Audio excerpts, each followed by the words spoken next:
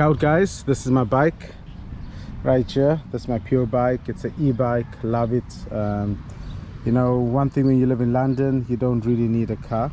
You just need a bike, because number one, traffic, number two, parking, and number three, you're going to have tickets. You know, tickets is such a crazy thing.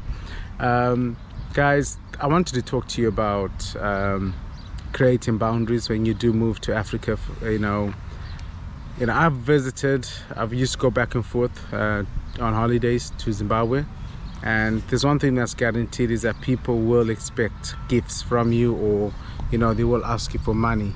You know, I've never been to Zimbabwe with an unlimited budget, but there's one thing that I know is if I gave somebody my trainers, if I gave somebody my sunglasses, if I gave somebody, you know, some money, I could always go back to the UK and make that back. You know, where they took me 2 months to save up again for the trainers, I knew I could get them, you know. And also I was going back to a place where there's unlimited resources for those things.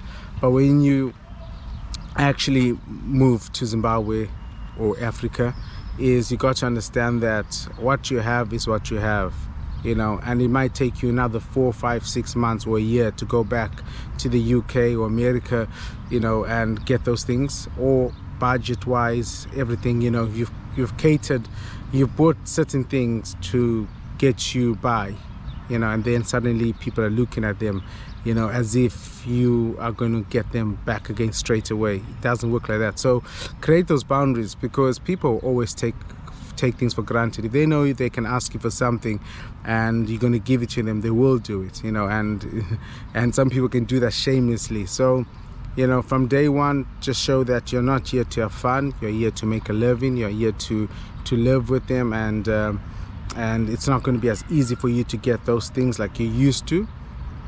So you got to be very, very transparent with those things. And once that, you know, it's going to save a lot of relationships in the long term. I've given money to people and I've never received that money back, you know, and that was very silly of me, because, you know, I gave money that I budgeted to make to basically live in Zimbabwe, you know. And you know, yes, somebody asked for $100 there, $200 there, $1, $3, $5, $10.